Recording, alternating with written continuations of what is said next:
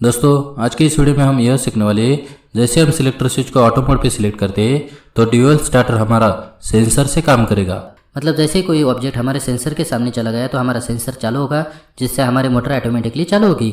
लेकिन जैसे ऑब्जेक्ट हमारे सेंसर के सामने से चला गया तो हमारा सेंसर बंद होगा, जिससे हमारी मोटर ऑटोमेटिकली बंद होगी।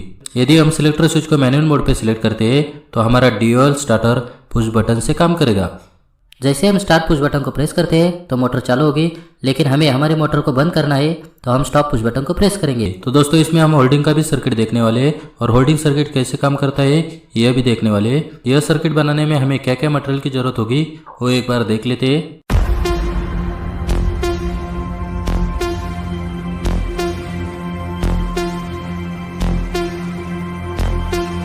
तो दोस्तों बिना पावर वायरिंग के मोटर चालू नहीं होगी, तो इसके लिए हमें पावर वायरिंग की जरूरत होगी। तो पावर वायरिंग देख लेते हैं। सबसे पहले हम 3 फेज सप्लाई और न्यूट्रल लेते हैं और 4 पोल एमसीबी के इनपुट साइड में कनेक्ट करते हैं। एमसीबी के आउटपुट साइड से हम 3 फेज सप्लाई लेते हैं और कॉन्टेक्टर के इनपुट साइड में कनेक्ट करते हैं। कॉन्टेक्टर के आउटपुट साइड में हम ओवरलोड रिले को कनेक्ट करते हैं।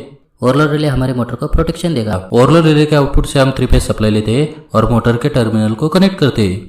तो दोस्तों उम्मीद है आपको पावर वायरिंग के बारे में जानकारी मिली होगी। तो दोस्तों अब हम ऑटो वायरिंग देख लेते हैं। हमने ऑटो और मैनुअल सिलेक्टर स्विच में 2 NO एलिमेंट का इस्तेमाल किया है। हमने यहाँ पे ऑटो, मैनुअल और ऑफ इन तीनों के लिए 3 वे सिलेक्टर स्विच का यूज किया है। तो हम एमसीबी के आउटपुट साइड से एक फेज को एक वायर को कनेक्ट करते हैं और उस वायर का दूसरा सिरा हम एसएमपीएस के एल टर्मिनल को कनेक्ट करते हैं। सेम हम एमसीबी के आउटपुट साइड से न्यूट्रल को एक वायर को कनेक्ट करते हैं और उस वायर का दूसरा सिरा हम एसएमपीएस के एन टर्मिनल को कनेक्ट करते हैं। अर्थिंग को लेते हैं और एसएमपीएस के ई टर्मिनल को कनेक्ट करते हैं। दोस्तों हमने यहाँ पे एसएमपीएस का इस्तेमाल क्यों किया है इसके बारे में हम आगे वीडियो में बात करने वाले हैं। तो दोस्तों हम एसएमपीएस के 0 वोल्ट को एक वायर को कनेक्ट करते हैं और उस वायर की दूसरी साइड हम ओवरलोड रिले के एनसी एलिमेंट को कनेक्ट करते हैं। ओवरलोड रिले के दूसरे साइड एनसी एलिमेंट से हम कॉन्टेक्टर के ए- टर्मिनल को एक वायर को कनेक्ट करते हैं।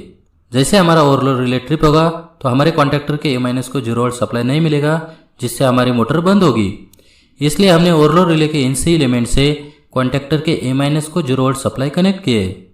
अब हम एसएमपीएस से 24 वोल्ट सप्लाई लेते हैं और सिलेक्टर स्विच के दोनों NO एलिमेंट को कनेक्ट करते हैं।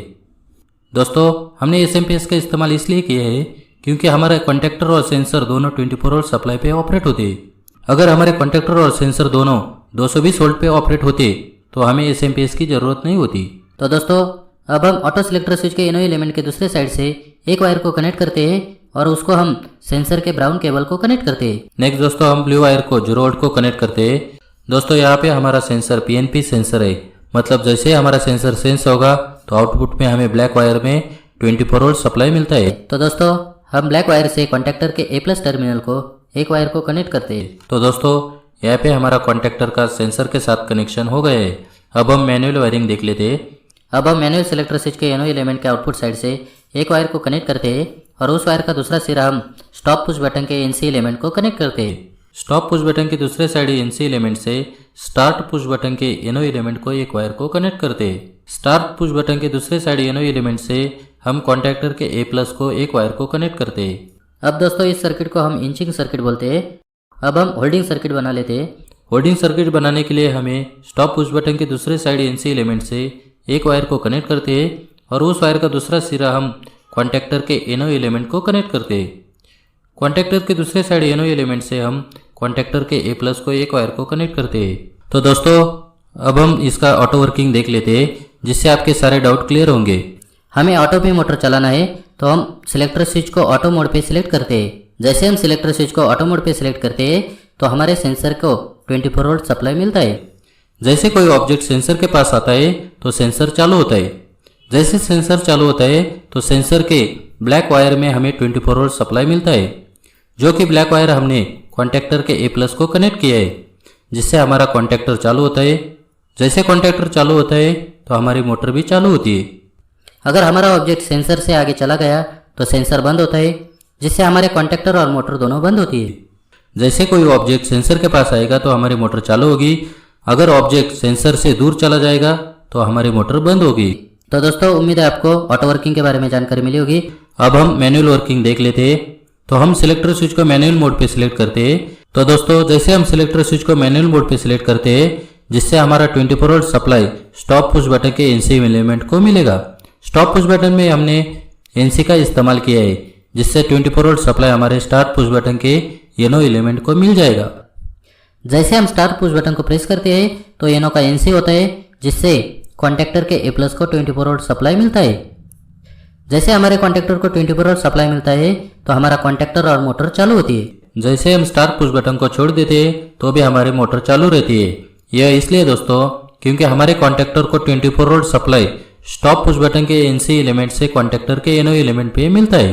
जब कॉन्टैक्टर चालू होता है तो 24 वोल्ट सप्लाई कॉन्टैक्टर के दूसरे साइड एनओ एलिमेंट से कॉन्टैक्टर के ए प्लस को मिलता है, जिससे हमारा कॉन्टैक्टर और मोटर दोनों चालू रहती है। जैसे हम स्टॉप पुश बटन को प्रेस करते हैं तो कॉन्टैक्टर और मोटर दोनों बंद होती है।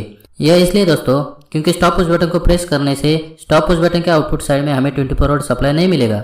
जब स्टॉप पुश बटन के आउटपुट साइड में ही हमें 24 वोल्ट सप्लाई नहीं मिलता तो कॉन्टैक्टर के ए प्लस को 24 वोल्ट सप्लाई नहीं मिलेगा, जिससे हमारे कॉन्टैक्टर और मोटर दोनों बंद होगी।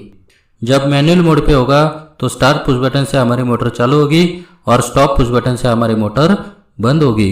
जब सिलेक्टर स्विच ऑफ पे होगा तो हमारी मोटर ऑटो और मैनुअल दोनों में काम नहीं करेगी। उम्मीद है दोस्तों आपको इस वीडियो में कुछ नया सीखने को मिला होगा। ऐसे ही इंटरेस्टिंग वीडियो देखने के लिए वीडियो को लाइक और चैनल को सब्सक्राइब करके ऑल पे क्लिक करके बेल नोटिफिकेशन को प्रेस कर दीजिए, जिससे मेरी नई वीडियो आपको सबसे पहले मिल जाए। तो दोस्तों मैं मिलता हूँ एक और नई वीडियो के टॉपिक के साथ। धन्यवाद।